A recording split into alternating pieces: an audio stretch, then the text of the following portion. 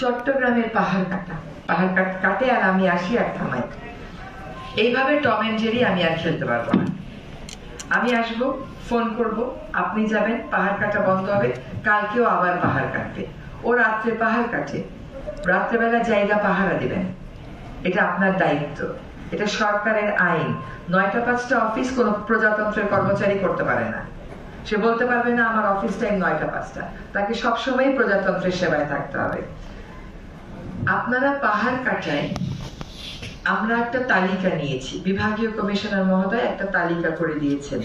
আমরা বারবার বলেছি তালিকায় মালিকদের নাম দেবেন, ওনারা দেন নাই। এখন বলেছি ওই তালিকা পূর্ণ করে মালিকদের নাম দেন। পাহাড় যখন কাটবে মালিককে গ্রেফতার করবেন, শ্রমিককে গ্রেফতার করবেন না। 2টা মালিককে গ্রেফতার করেন, পাহাড় কাটা বন্ধ হবে। এই টম এন্ড জেরি খেলা আমাকে দিয়ে খেলাবেন না। হ্যাঁ, এবং ঢাকাতে আমাকে রাত 2টার সময় SMS আসে, আপা অমুক জায়গায় পাহাড় কাটতেছে। আমি 3টার সময় পাঠাই ঘুম ভাঙাই। ওনারা আবার লোক জোগাড় করতে করতে 6টা। ও পাহাড় কাটা শুরু করেছে 11টায়, 7টার মধ্যে ওর পাহাড় কাটা শেষ। আপনি যদি গাছ কেটে ফেলেন, গাছ লাগাতে পারবেন। নদী দখল করেন, দখলদার উচ্ছেদ করতে পারবেন। আপনাদের মধ্যে যদি কারো পাহাড় কাইটে ফেলে আবার পাহাড় সৃষ্টি করার জাদুটা জানা থাকে, আমাকে বলে দেবেন। যদি জাদুটা জানা না থাকে তাহলে পাহাড় আর কাটতে দেওয়া যাবে না। তো আপনারা তালিকাতে মালিকের নাম দেবেন। সকল মালিককে আপনারা রেজিস্ট্রিকৃত ডাকযোগে চিঠি পাঠাবেন যে এটা আপনার পাহাড়, আপনি কাটবেন না। সরকারের আইনে অপরিহার্য জাতীয় প্রয়োজন ছাড়া পাহাড় কাটা নিষেধ। দ্বিতীয় হচ্ছে, মালিকদের নাম ধরে চট্টগ্রামের লিডিং পত্রিকাগুলোতে বিজ্ঞপ্তি দিয়ে দিবেন যে এই দাগ এবং খতিয়ানে পাহাড় আছে, এগুলো কাটা যাবে না।